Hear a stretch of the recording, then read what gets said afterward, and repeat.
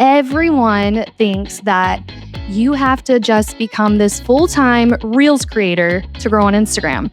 And don't get me wrong, because I love Reels, but they're not what has moved the needle for me. If I had to pick one content format, it's carousels. People spend more time on them, they save them, they send them to their friends, and Instagram loves that. They let you teach something in a really digestible way. They've helped me attract dream clients, they've got me featured in Forbes, partnered with Meta. So if you're someone who's thinking like, oh, I have to feel myself talking today, like, no, you don't. And it works for our clients too. It gets them seen, it gets them DMs, it gets them followers.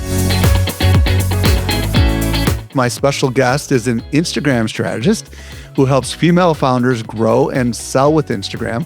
She's the founder of Influence Marketing Studio. She's host of the Call Her Creator podcast. Katelyn Rhoades, welcome to the show. How you doing today? I'm so excited, Michael. I'm super excited that you're here. So let's start with your story. How'd you get into Instagram? Yeah. So fun fact, and I told this to Michael like off camera, but I've been doing social media since like 2012. And one of the first ever like blogs and people I ever followed was Michael and the social media marketing like examiner, all that stuff. So it's just full circle moment. So happy to be here. But I actually got into Instagram out of necessity. Okay. I grew up in a very small town. Maybe some of you guys can, understand where I'm coming from, but small town, not really a big network. So I realized early on that social media was going to be that big thing that removed geography from the equation. So it doesn't matter where you live anymore. You can build a business from anywhere. So it's 2021. I had just had my second baby and I knew that I was ready to leave corporate. I wanted more freedom with my family. And so I had almost a decade of experience in social media marketing because I was a social media manager and public relations manager. So I quit my job and then reality hits, right? I remember thinking like, okay, how do I let everyone and their mom know that I exist and that I'm looking for clients? So the answer was pretty obvious to me. It was Instagram and Facebook at the time. So I committed. I am a really good student. I commit to the bit. I committed to showing up on Instagram every single day. And I became the very best student of that platform. I studied what made people stop scrolling and what content was performing well and what was working, what wasn't working anymore. And I learned that this little app could adapt to anything. And eventually, like everything just started to click for me. I started posting reels and carousels, kind of taken off with both of those formats just to see what would work for me. And my content just started taking off. I filled my client roster. I built a full service social media agency. And today I have a team of 5, but I owe it all to Instagram. From showing up on Instagram and talking about my one topic all of the time built me this incredible business. Awesome. Love the story. So we're going to get into a lot of your philosophies on Instagram in a little bit, which might surprise some folks that are listening.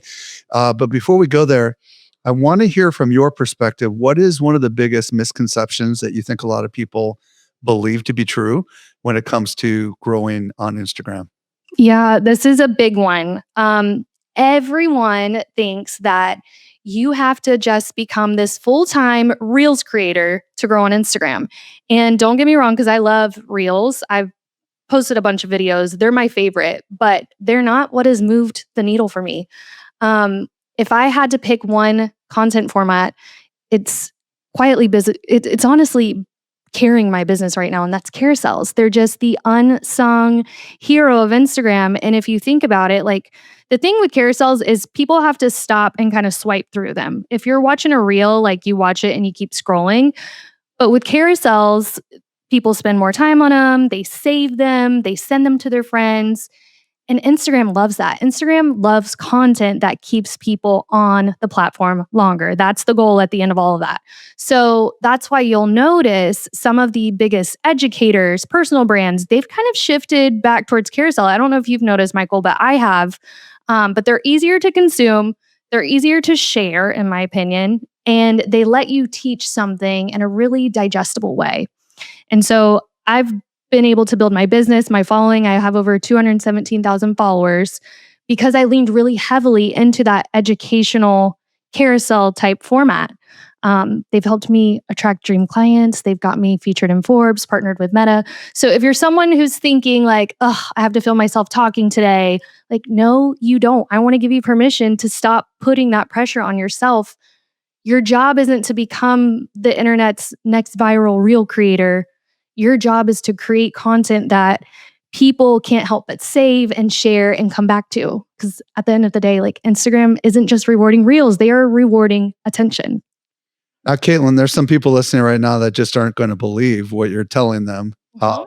So we're going to end up breaking this whole thing down as to how to go about doing this and all the structure and all the fun stuff.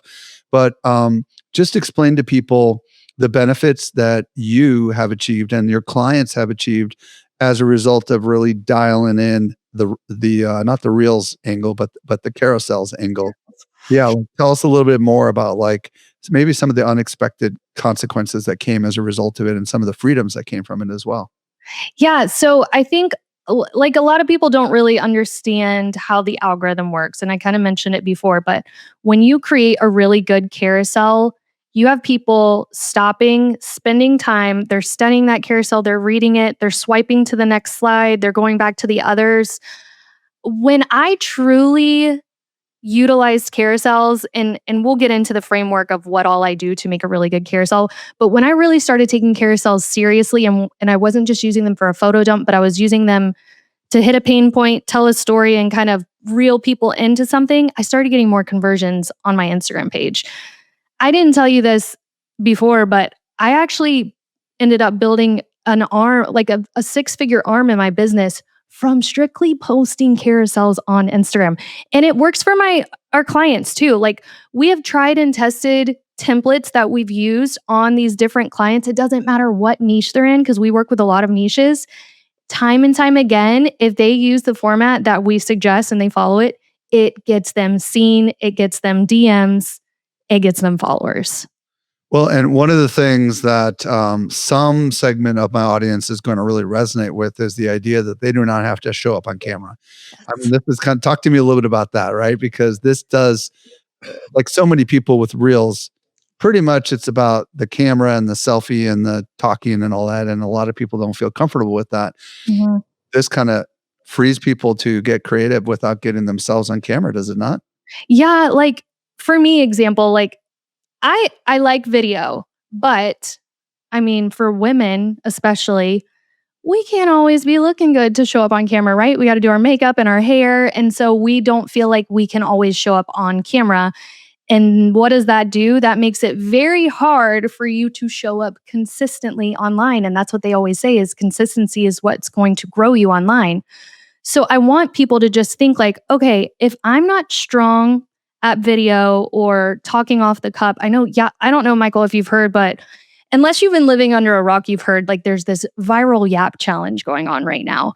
And the woman who put it on has done an amazing job at launching it. But she basically has said like you have to show up and build authority by talking to camera. And it's just simply, it's not true. If your strong suit is not getting on camera, what is your strong suit? What will you be really good at and succeed at? Maybe that might be writing or putting together graphic design with a carousel. And then you're able to stay more consistent and show up all the time. Then obviously that's going to work for you better than you thinking, oh, let me just try to do a reel this week. Oh, ugh, I don't feel like it. I don't feel confident enough. Oh, I just skipped posting altogether. I can already hear somebody who's driving a car right now said, "That's me, sister." That's me, sister, because that's me too. Yeah. And I'm telling you, like, I have the talent and I feel like I have the bubbly personality to show up on camera all the time, but I just don't want to, Michael. And there's other ways to do it. Also, I have kids, I have a team, I got a podcast I got to do. I can't always be doing video. Right. I love it. Okay. Perfect. So thank you for setting that up. So, is there anything we need to be thinking about foundationally, before we begin? Let's just say, okay, Caitlin, you got me. I really want to learn how to do this. But before we begin, maybe there's some things we got to address. So, what are those things? Yeah. So before we really like get them excited on how easy this is to do, I think the first step you need to do is one, decide, okay, am I getting on social media to grow my social media following, or am I getting on social media to make sales? So, like, have your one goal in mind in the beginning. You might not even have either of those. Maybe you just want to inspire someone today. So, I think having some type of goal in mind before you start anything is what's going to help. And then if you have a little bit of Canva skills, I think that will help you. I know not everybody uses Canva. That's what we use here at the agency, but there's all kind like Adobe is really great too. I know Michael had shown me some really cool things that AI can do for you as well. But you got to have a little bit of experience in graphic design to make a really good carousel. Well, let's also talk about static versus animated because I don't even think some people realize what the options are here. So good. Yeah. So if you guys happen to be on Instagram and you're scrolling, there's typically two types of carousels that you're going to see. You're either going to see like an animated carousel or like a static carousel. What does that mean, Caitlin? Well, one of them is going to have some type of movement. Maybe you've got a video in the background with the text over top, or maybe you've got a very text heavy carousel, but you've got some little objects moving around. So that's what I mean whenever we're talking about, animating versus static. First, can I back up for a second and talk about the visual before we get to? Yeah. Okay, let me back up because sometimes I get so excited, guys, talking about this, I skip some steps. Okay. Oh, real quick before you go any further. Um, Folks like me, I'm going to fully confess, I am not on Instagram. I am not on TikTok. Okay. Like I just don't go there. I'm a LinkedIn, Facebook, and X guy because I'm a writer and that's just how. Okay. So I'm asking the questions for some people who probably already know the answers to these questions. But so far, what we've heard you say is, hey, carousels. Most people, at least from my mind, when I think of carousels, it's just a bunch of images that you're swiping through. But Mhm. but what you're saying is they can be a bunch of videos that you can swipe through. And you can have a whole bunch of these little videos that you carousel swipe through. And I feel like that was just really important for somebody out there to hear. And now let's get into the visual side of things, just because like I had no idea that a animated carousels were actually a bunch of little videos that you could swipe through. In my brain, they were a video with a bunch of sections in it that are animated, one big video. But really, what we're talking about is a bunch of little videos, right? That you can swipe back and forth through, right? Yes, and let me be clear too. A carousel, just so you all know, a carousel is a post on Instagram that has more than one slide to it. So right now, Instagram allows you to have 20 different slides. Now, I'm not saying you have to make a 20 slide graphic. Please don't get scared now, because ours typically are half that amount, maybe even half of that. But you do have up to 20 slides you can make. And as Michael said, they can either be animated or they can be static. But before you even decide if you want animated or static, what vibe are you going for, Michael? Are you going for a text heavy carousel? Or do you have some visuals you want to show off? Like, did you just get some professional branding photos done? Are you planning to use stock images from AI? Do you want video in them? So you got to kind of think about what's that overall vibe before you really get into creating. Yeah, let's get into that a little bit. I mean, let's dive into that a lot actually, because some of my audience do have design background, right? Maybe they're a designer, or maybe they are art director, or maybe they just use some really cool templates that they're familiar with. So let's talk a little bit about the visual because obviously that's a big deal. Huge Especially, deal. It's probably one of the most important. yeah, So, for people who do video, they don't have this problem, but this is something you have to know how to do if you're not going to do video, generally speaking, right? right, exactly. And it's so easy once you really get like the framework for it. So, first off, people are going to decide whether they're going to stop scrolling before they even read your first sentence. So, we want to make sure that visual looks good and it's authentic, right? So, you can use photos straight from your camera roll. You could have casual selfies in there. You could have behind the scene moments, or you could just use like, I don't know if any of you guys are familiar. I mean, most of you guys will be familiar with this, but like Canva just has like plain backgrounds of like color. So you got to decide, okay, which vibe am I going for? What I'm seeing after posting thousands of pieces of content a month, truly, we're seeing like camera roll photos do better than professional brand photography. Now, it still has a place, but like this is even easier for you guys that are like, well, I don't have professional photos of myself. I want people to take me seriously. Guess where guess what? I work with some really like high profile entrepreneurs And the best performing carousels for them are carousels that include photos from their camera roll and not the branded photography. We personally don't use a lot of AI generated images, but I do think they can absolutely work for you if you've got a story to support them. The key really is making sure that they feel intentional and on brand for you. I've seen a ton of people use AI and it looks really good. But at the end of the day, your visuals should stop the scroll initially and match the message that you're trying to convey, which we'll get into. So if you're telling a vulnerable story, maybe you're sharing a simple selfie. If you're teaching a framework, maybe it's a clean text carousel. If you're painting a picture, setting a mood, then maybe you're using those professional photos or stock photography. There's really no size fits all answer here, but I am seeing the more authentic stuff work better, and I am seeing animated carousels work better than static. Okay. Just because I want to drill in on this a little bit because there's some people that have no idea what to include when it comes to like selfies and stuff off their phone. So, Hmm, um, because maybe they're just not doing that right now. that's such, So, or maybe they have no idea if they're not going to do selfies and they're going to use some sort of like a template or whatever. They have no idea even what their vibe is that they're going for. So, can you give some guidance? Maybe talk about an example of something you've done for yourself or an example. Yeah, let's talk about the examples you've done for yourself just so people can kind of wrap their brain around that. yeah. So for me, I'm gonna bring some client stuff too, just because I know not everyone owns a social media agency. So I'll try to make this relate to you guys as much as I can. For me, I teach a lot of personal branding, Instagram marketing tips online. So I feel like I can be kind of fun and use whatever photos I want. So like selfies. So like, and I don't mean a selfie of you like taking the camera and taking a picture of yourself smiling. No. I mean like a mirror selfie. So like you find a cool mirror in the house or something and do a little pose and you'll snap a little picture. Those work well for any niche that I've seen. I've seen entrepreneur, realtors, small businesses even doing very well with those type of photos.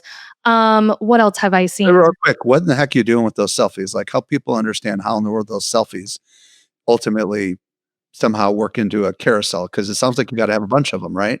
Okay, yes. So, okay, I'll just take an example today. We had a meeting with a realtor and we're like, "Brian, we need more photos of you." And he's like, "What are you talking about?" He's like you. He's like, What do you I'm a man. What So, we gave him a list. And here just to give you guys some detail, the list that we gave him was 1, go find a mirror and take a picture of you posing in front of it. Then I want you to set your phone up while you are about to like eat at a restaurant. Set it up and take a quick selfie of you like with a plate of food in front of you. I know that sounds weird, but that even works. Sit on a mug or something like that. Okay. Yes, maybe you're drinking your coffee and you're showing off your mug. Pictures with faces do better versus you taking a photo of your food. But let me tell you this, when I'm doing one of these carousels and I'm using like raw images of me from my phone roll, I typically will do the first photo with a face showing off who I am so they connect immediately with a human on that first scroll. And then as they go through like this last carousel I did my face on the first one, but then the next photos were me at a festival. So like it might have been the singers up on stage, it might have been the food that we were eating. Like it was basically like a photo dump almost. You were not in every shot, but I you was nope. It okay. started with my face because you want that humanness, but then you can just do whatever you like. Put them all together. Okay. And you're ultimately putting text on the top of these things or no? That's right. So there's 2 ways to do that. You can either pull it in Canva or you can even Instagram recently. I think it really was this year. They started letting you put text overlay on top of your photo dumps. So if you're familiar with posting a photo dump, cool, keep doing that.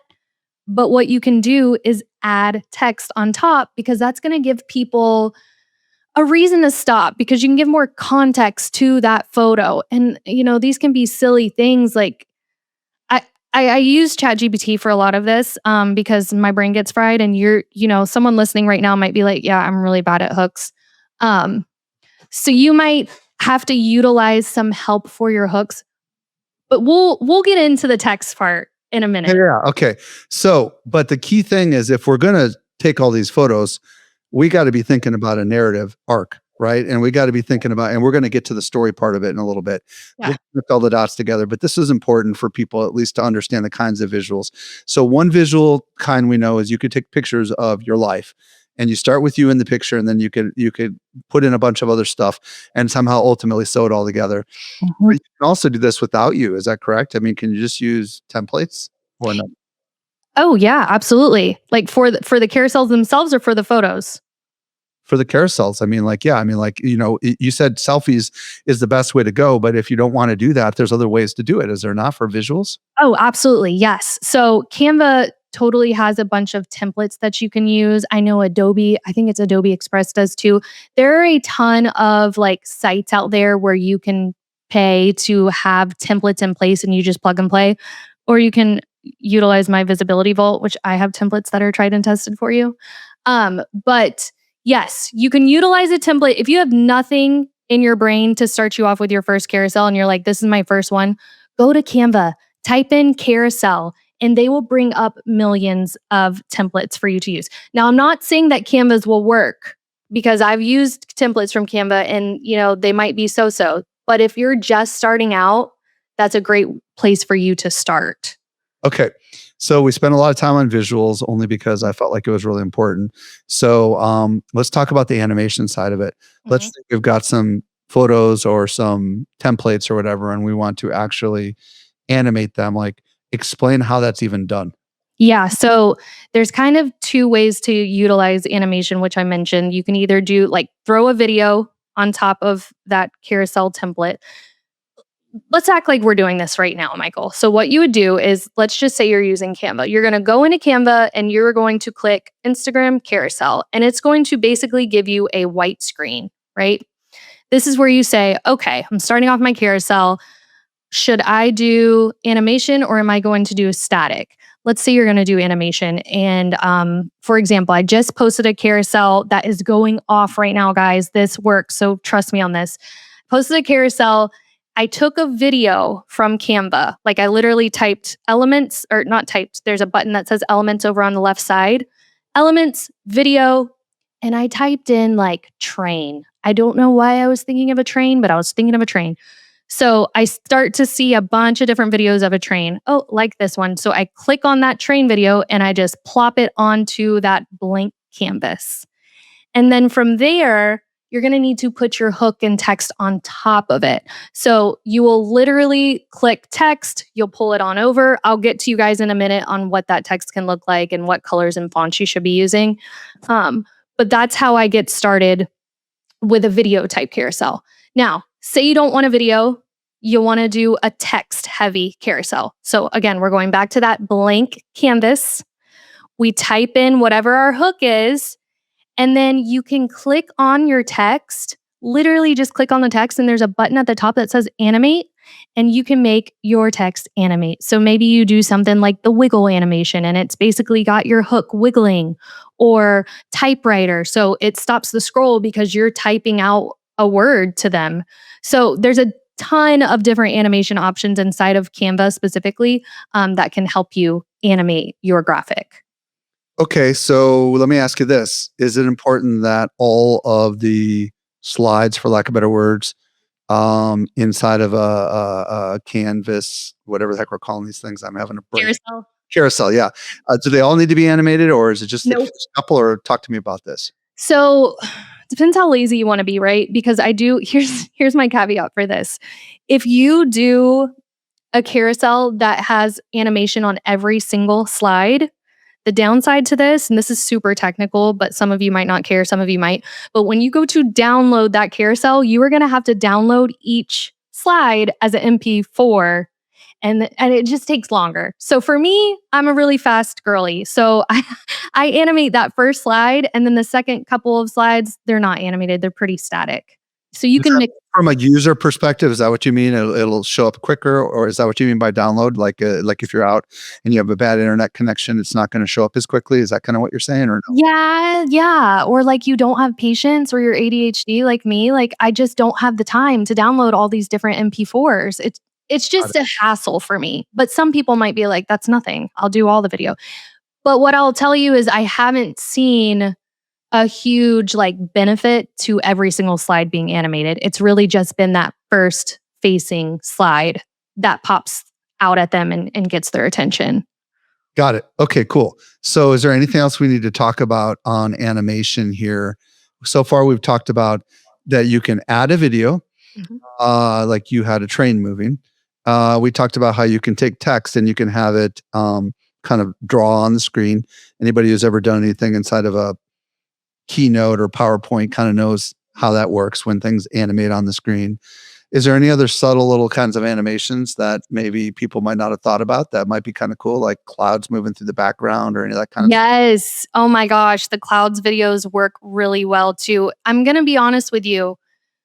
You're never really going to know what works for your audience till you test it, and that's why I'm so big on my template pack too, is cuz we have tested these different template packs on different all kinds of different niches. So there's a lot of testing involved, so you do have to be open to testing and seeing what works for you. But to dumb this all down, think of animation as this little pattern interrupt that really earns you that extra second of attention, right? On Instagram, that extra second can be the difference between someone scrolling right past or becoming your next follower, or even more important, your customer. And a little tip for anybody who uses AI. Um, and I don't know if what I'm about to tell you will work, but I know that if you use Gemini by Google to create images, you can simply say animate this, and it will automatically animate it. It might do a subtle little zoom in, and if you have a coffee cup, it might add some coffee, some like smoke or steam coming out of the coffee cup, and maybe a car moving in the background. I have not tried this, but I would bet if you uploaded one of those selfies to Gemini and you said, "Animate this," I bet you it would slightly animate it. Kinda like, you know how when you take a picture in live mode on your iPhone, it's got Yes. a little bit of animation? This is something I think is worth an experiment just to see if that might work. Have you tried that? No, but I'm going to. And if it goes viral, I'll give you all the glory. Yeah, and what's cool is you can also tell it to put text over the top of it too inside of Google, which is kinda cool. All right, so we're talking about animation.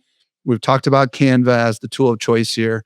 We just threw some little AI stuff out there. Mhm. So, you've mentioned the hook quite a few times, so let's dive into the hook. Like, talk to us a little bit about how important that is and some tips and techniques on how to be able to pull that off. Yes. So once your visual is ready to go, the next thing you have to really think on and be intentional about is your hook, because it's really probably the most important part of the entire carousel besides the visual. So I want you to think about this. If your first slide doesn't make someone stop, they're never going to see how good the rest of your content is. So before you write a hook, I typically will ask myself two questions. And one, I want to know, who am I writing this for? And what do I want them to feel after they read this? And then the second question, I really want to make sure that I am so clear on what they're going to get out of it. Like, the easier it is to write that hook, the easier it's going to land with them. Like, I tend to see, this is insider information. Well, I've seen other people talk about this, but I've tend to see negative hooks outperform positive ones. I guess there's some research on this that people just naturally pay attention to mistakes they're making, or myths, or unpopular opinions, or things they're doing wrong. So when you do go to write that hook, you might want to try like a negative hook. So instead of saying something like, how to grow on Instagram today, you might say something like, hey, you are killing your Instagram reach if you don't fix this one thing. Like, which one are you probably going to scroll on? The latter. Another example of that, like 5 ways to get more clients. Yawn, so boring, right? You could say something like, this one thing is what's keeping people from buying from you. So it just creates like the curiosity, because people immediately wonder, like, wait, am I doing that? Like, the other thing I'd pay attention to is readability as well. So you've got this really good hook, you're calling them out, but is it easy to read what you've written? So, accessibility here. So, is your text super simple font? I like clean fonts, big text, lots of white space. Nothing that's overly decorative, because if it's hard on the people's eyes, they're just going to keep scrolling. And one other thing that I'm seeing that's really trendy right now is the text color. So, I typically will tell my clients, hey, either use black or white because it's the easiest to read, But I am seeing yellow blow up right now. There's an emphasis on it. I don't know why, but yellow is really performing. I think it's kind of like people are so used to the black and white that the yellow is kind of popping. But your first slide, guys, with that hook, it just you have one goal, and that's to stop the scroll. So everything after that is just delivering on the promise that you made in that hook. Let's talk about the composition of where we place the hook, because especially if you're pulling something off of your phone, Mm. I would imagine the way you take that first shot of yourself, you got to leave room for the hook. So where do you normally suggest, like if you're putting a picture of yourself, how Yes. do you compose the vertical photo so that you've got it doesn't just come right over the top of your head? Does that That is such a good question for you to bring up. And a lot of the times, my clients don't know this and they'll send me pictures and like their face. Okay. So there's some kind of rule in design. I'm not like a super duper, like, oh, she's rule an of thirds? Yeah. yeah, yes, I'm not an expert graphic designer, but there's the rule of thirds. And so your hook, you need to make sure it's at the top, even if you're doing reels or carousels, it needs to be at the top of your carousel. So if you are taking images, make sure you leave a little bit of space up top of your head. Now, Michael, I've ran into this to where I'm going through my camera roll and like, when I was taking these pictures, I wasn't thinking like, oh my God, let me take a picture so it's perfect for a carousel. So the cool thing you can do is, play around with that image, crop it if you need to. Some things I'll do too if I'm inside of Canva and I really like this photo, but there's not enough room for the hook to be on top. You can always place it like smack dab in the middle. Sometimes like pattern interrupt works for us. So don't be afraid to test putting it in weird places. The girls actually posted on the agency the other day. They put the text in the bottom right corner, and I was like, "Why did you guys do that?" But Darby's like, "Pattern interrupt. We want to see. We're testing. It's all testing." But if I were telling you first time this is your carousel and you really want it to hit, I would put it at the top of your picture. Okay. A lot of people have different kinds of phones, right? So like, is there a certain section where you should never get, like, you understand, like, is there like a quarter inch at the top and bottom that are the no man zone where you should never put text? Or can it go right up to the very, very top if you think about like a phone Yeah. the thing? So it's different for carousels and reels. For reels, I would tell you to leave space up at the top and at the bottom because when you're watching a reel, your username gets shown up at the top. So if your text is underneath that username, they're not going to see what your hook says. Right. And if your text is too low, it's going to be behind the caption of your reel. But for carousels, it's different, Michael, because for carousels, you're getting this space right here for the carousel and your username is like the way that Instagram is set up, you're not having to worry about your text being on top of that carousel because it's actually in the white space of Instagram. It's not on your actual like content. If Is that it, is it, yeah. And is a carousel square or a rectangle, or is it like a vertical, like selfie, just to show, yeah. you know what I mean? And I should know exactly what sizing they ask for, but there's two different sizes right now that they're allowing you to post. One is like more of a rectangle size and Probably a 5x4 or something like that. yeah, if you go into Canva to make a carousel, they've actually got them pre-measured for you and it will say square size or the rectangle size. I prefer the rectangle size because it takes up more space on the feed when someone's scrolling. But if, say, like Michael had mentioned, your picture, like maybe your picture looks better as a square, it's Yeah. totally fine to square it up. But there is some benefits to using the rectangle because you're taking up more real estate in the feed. Now, one little tip for people who do not have, who feel like their selfie is amazing, but they don't have enough headspace. Inside of Photoshop, they have something called generative fill. And Ooh. with this, you can actually make the canvas taller or wider than the actual shot. And it will generate 3 AI variations that will look photorealistic.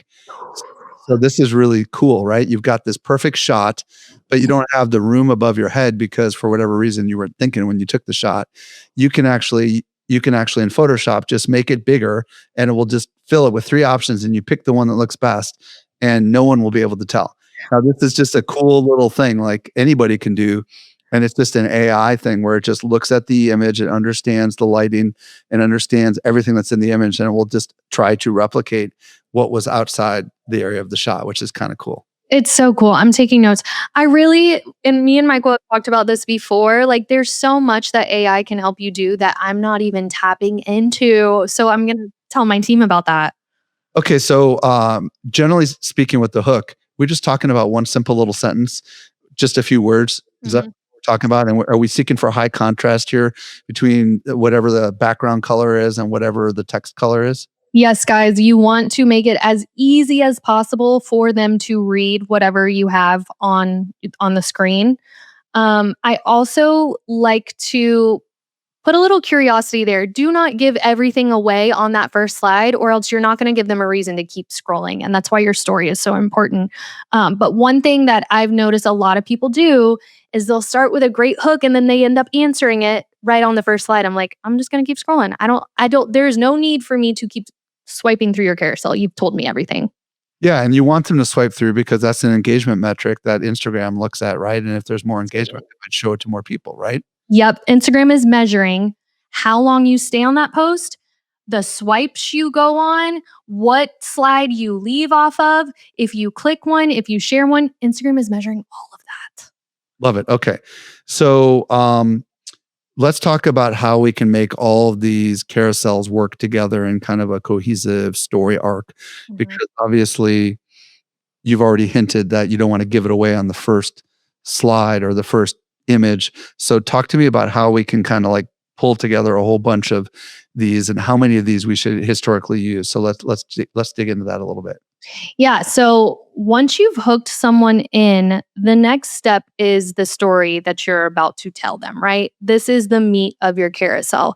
And this is where you're actually going to deliver on that promise that you made in the beginning with your hook. So before you write a single slide, you kind of need to storyboard out what you're going to say. I typically will tell people to use ChatGPT for this, especially if you are not a strong writer.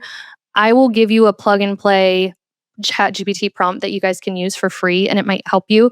Some of us aren't natural storytellers, Michael. So utilizing AI is very, very helpful during this part of the carousel. So before you write a single slide, you need to ask yourself, what's the goal of this carousel?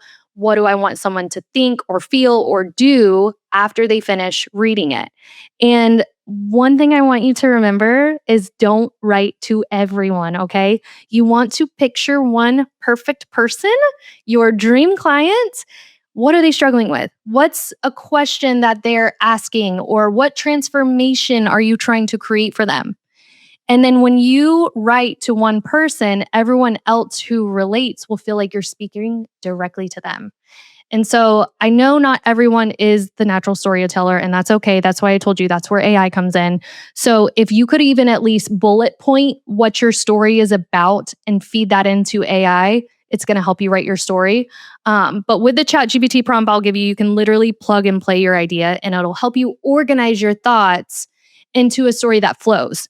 Now, one thing I do want to mention, Instagram does give you, I think I said this already, but Instagram gives you up to 20 slides that you can use in a carousel. That doesn't mean you have to use all 20. Most of our carousels that we pump out are around 8 to 10 slides.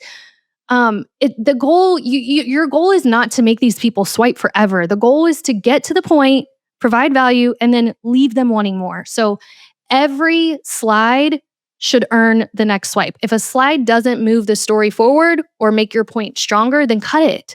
The best carousels aren't going to be the longest carousels that you have. They're just the ones that every swipe feels worth it to them. Couple questions here. Yeah. Maybe this is a you know chicken or egg kind of question, but instinctively, I would think it would make the most amount of sense to start with your story and then develop all the images to go with it, um, instead of trying to make your images work for a story. Do you recommend that you start with the story and the hook, and then go out and take the pictures? And I mean, like, what's your kind of order of operations on this? I'm gonna be honest, I don't do that. When I typically come with a story, and then I will find photos in my camera roll that could relate to it. I'm not gonna come up with a story and then go specially take photos because that's just not me. Ah, but you are doing you are doing kind of what I'm recommending. You're starting with the story and finding the visuals to support the story Yes. rather than creating the visuals and trying to force the story out of the visuals, right? Right. Yes. No. Like you need to know what your story is and you need to know what your goal is. And then, you can make it all flow together. So, for someone, I mean, this must mean you are constantly taking pictures everywhere you go. I Is that am. true? Always thinking about how this could be I used? am I am a content creator, Michael. So everywhere I go, I'm like, "Oh, that's content. Oh, that's content." And I think everyone you don't need to say like, "Oh, I'm a content creator," but you need to be documenting everything. I think everyone should. Even if you don't use it for Instagram, you have it now for the memories. But I hope that someone listening to today's podcast actually will think like, "Oh my god, she's right. I do need to start documenting more." Because guess what? You're just going to fill up that little B-roll library now.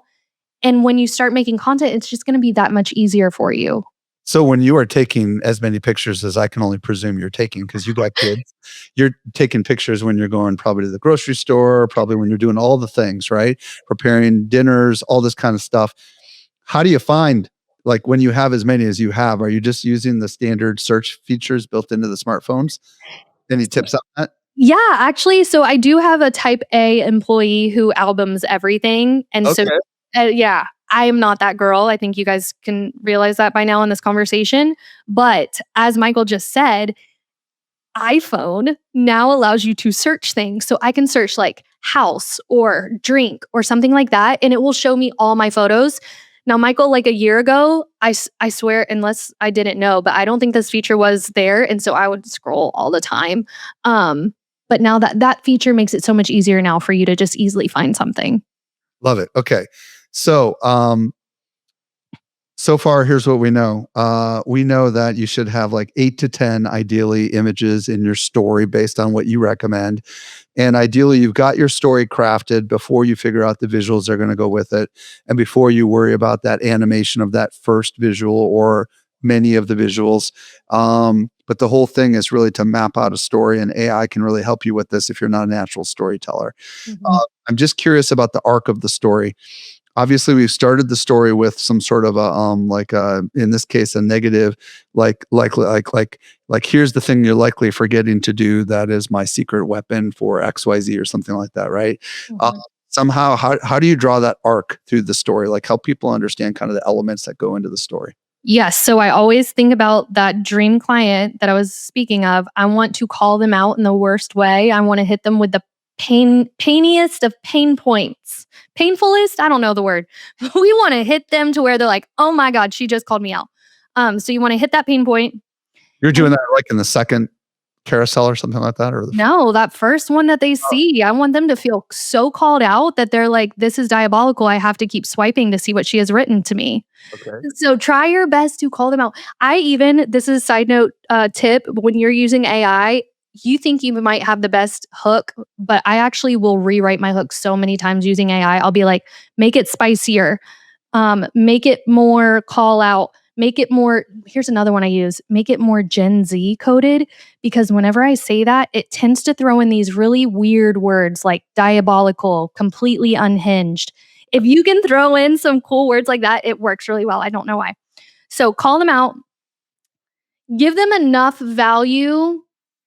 This is so hard. This is probably the hardest part of your carousel. You want to give them enough value to where you've taught them something, they're walking away with something, but I also don't want you to give everything away to where they don't feel like they need you anymore, or like they don't need to work with you anymore.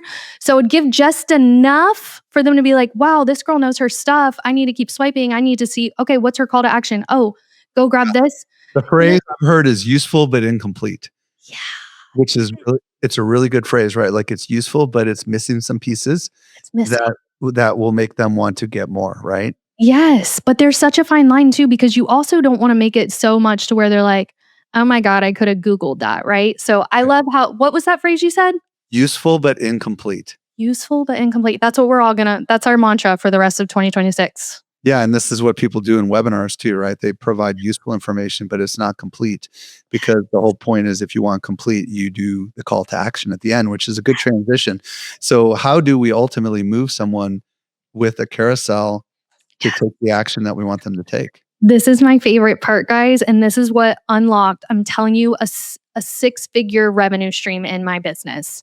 I stopped posting carousels to educate, and I started posting carousels to sell, right? So the final piece of your carousel, a really good one, is your call to action. And this is where so many people miss opportunities. So you've worked so hard to get someone to stop scrolling, to swipe through your carousel. They've invested their time in your content.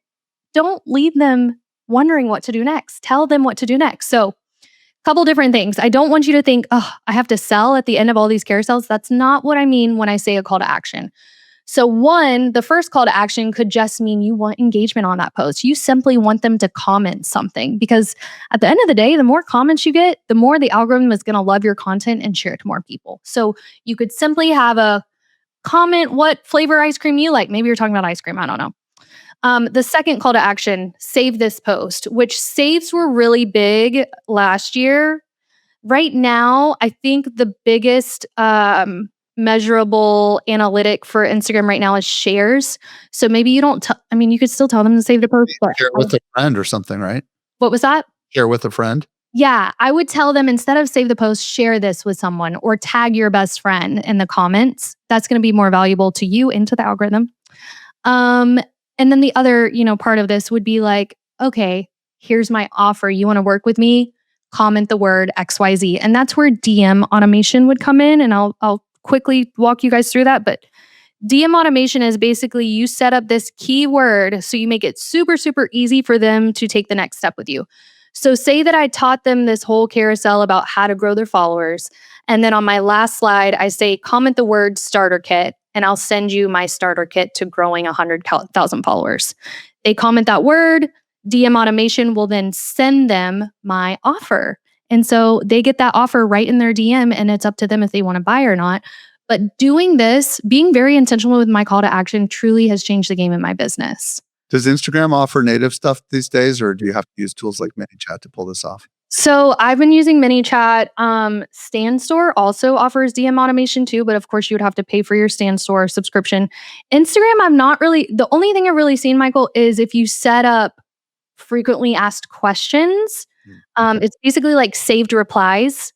So Right. you could do that, but it's like if you're a business owner that's changing up your offers or you're changing things around on it, the best easy. I'm like super like make this the easiest thing possible. That's where I would sign up for DM Well, automation. if you don't want to do DM automation, you can always say DM me, right? If you want to actually, because if you're selling something that's a little more complicated and requires interaction, you could say, if you're interested in learning more, DM me, right? Couldn't you? Mhm. You absolutely could. You could tell them to DM you. Also, if you don't want to pay for DM automation and your following's not that large right now to where you can keep up with the comments, Michael, then don't set up DM automation. Still tell them comment starter kit and you just manually go in and reply to them and send them a DM. Do you know if any of this stuff applies over to Facebook also? Like, does Carousels even work on Facebook? Yeah, but here's the thing, because we cross post a lot of our Instagram content, just cross post over to Facebook. It's not as visually appealing on Facebook because on Instagram, you're only seeing that first slide. But on Facebook, it basically uploads like an album almost. And so you're seeing everything. Yeah, and that's not really the same Isn't effect. that great? Well, Katelyn, this has been really fascinating. Thank you for answering my questions. You mentioned that you were going to provide some prompts and stuff like that. So tell everybody where they can find that, and also tell everyone where they can connect with you on the socials. Maybe they want to check out your Instagram account. Where should they go? Yes. So you can find me on Instagram, the Katelyn Rhoades. I'm constantly sharing Instagram updates, visibility tips, strategy, all the things. But I'm going to gift you guys a free ChatGPT prompt that you guys can use for your next viral carousel. If you go to influence, and that's with an E, influencestudio.com/SME, you'll be able to grab that prompt for free. And I also would love for you guys to catch me over on Call Her Creator podcast. Love it. And then they can learn more about your visibility vault, which it sounds like you've got. Yes. Oh my God. Can I please plug that in real quick? Yeah. If you are someone like me who wants to cheat the system and you don't want to go into Canva and look through thousands of templates, grab my visibility vault, because what we've done is we've created over thousands of templates, right? But we've cherry picked the top performers that literally move the needle in your business, and we put them all to this little pack. So you will go into the visibility vault, you will say, I want to grow today. All right, here's our growth templates. Oh, I want to grow my email list. Oh, I want more comments, likes, engagement. Okay, we've organized it all for you, so you are not wasting your time doing all that. Caitlin Rhoades, thank you so much for sharing all your wisdom with us today. Thank you. It was a pleasure.